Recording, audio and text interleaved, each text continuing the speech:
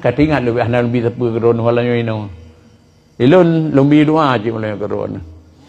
Merempak dalam tubuh kitab. Ya ban. Dalam kitab pun lebih nampu. Kitab Sa'adatud Darain. Fi fadilah falah ala sayyidi saqalain. Ya bahagia doboh negara. Sa'adatud Darain. Pada pernyataan kitabnya kelebihan keluar ke Nabi pengulian alam dunia ada akhirat. Pertemuan tu yang baca hana panjang, tapi yang panjang-panjang, hei tak ada tulis, hei tak nyo bujan apa aja di lembrono. Tu yang baca doa apa doa je?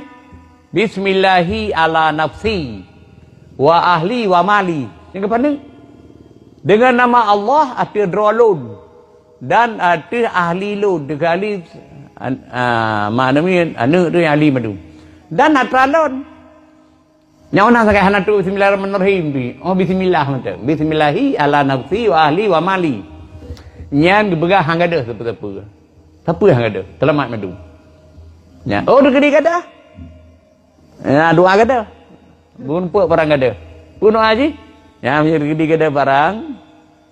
Kita baca ya jami'an nasi liyaumil la raiba fihi ijma' alayya dhallati. Apa nak doa yang kan? Hai Tuhan yang himpun manusia bagi hari yang tidak ragu padanya. Hana ragu tu orang kiamat tu je. Tahu tu meduli Allah kemudian. Padahal kiamat Allah yang himpun manusia bagi hari tidak ragu padanya hari. Ijma' alayya dhallati. Ini tahu telun ya dong ku barang hilang lun. Barang kagak ada tepat dia lagi.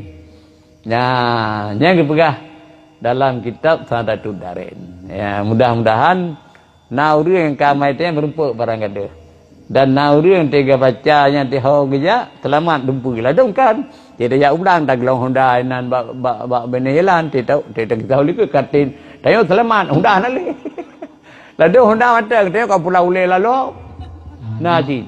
Ya, jadi oleh kerana demikian nyan doa nyan ailun natalun kalau dalam kitab kal ijazah kata menumpuk ijazah bagure. Manjit tapi juga nyan lun tanyang Mbak Abu Tumin. Ya behanam cara tu. Naleu na tun kali ulikut dam. Ulang tahun hul semalang ayo karap kelai. Nyo rayu sang kelinyo.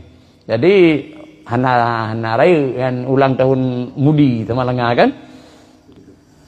Cilan kalinya, kalau lu langkah lu buat kau di nan lu jauh ceramah daerah timur di Aceh Timur.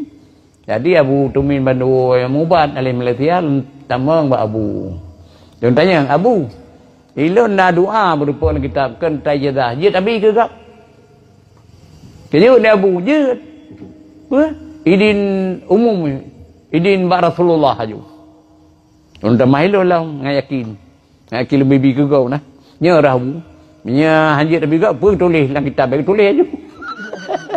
Yang gitu kan lebih nang kalau lebih dengan amalnya lalu merupa barang ada dan selamat ke mana tanya sahabat Abu Tumin jid kan nyawalanya kalau ijazah doa yang kedua kan terima alhamdulillah.